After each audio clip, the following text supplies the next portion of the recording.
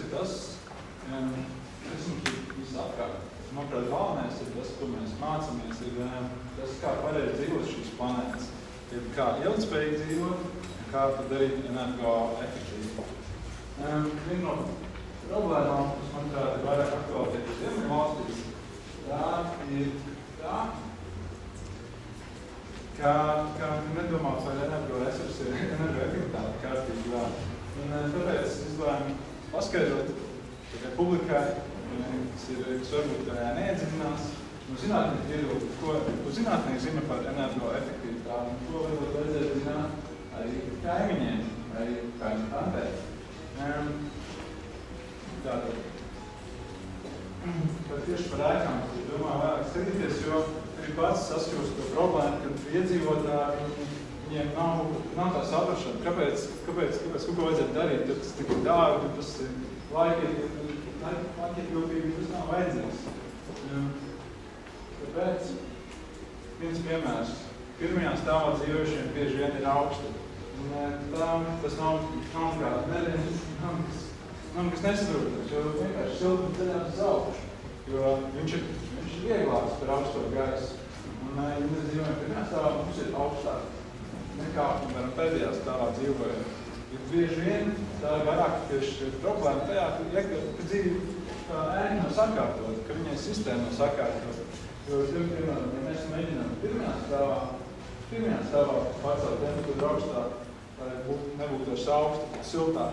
Tad, ko augšējā stāvā jau būs tik kaisti, ka viņiem būs jāvar vaļā loks, un atkal būs vienkārši zudumi gaisā.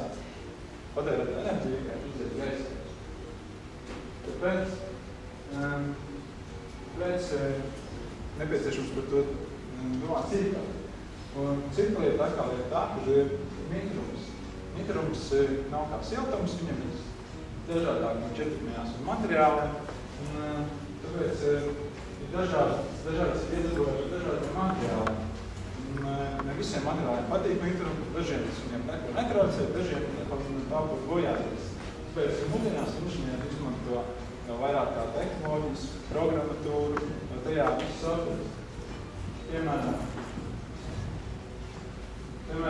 šeit mēs varam redzēt, kā mūsdienās modelēt to visu.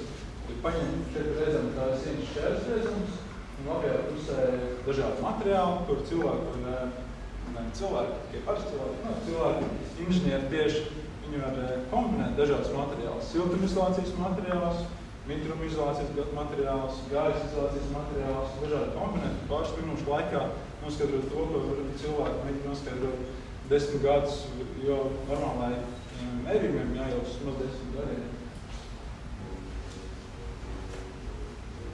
Tātad nepieciešams zinošs inženieris. Un kur mēs tādu zinošu inženieri varētu atrast? Manuprāt, pēdējā laikā, kas ir radušies uzņēmumi, to tieši meklēt energoservis uzņēmumos. Ja varbūt kāds par to vēl nav dzirdējis, tad es uzsveru, kāpēc tieši, manuprāt, tajos uzņēmumos.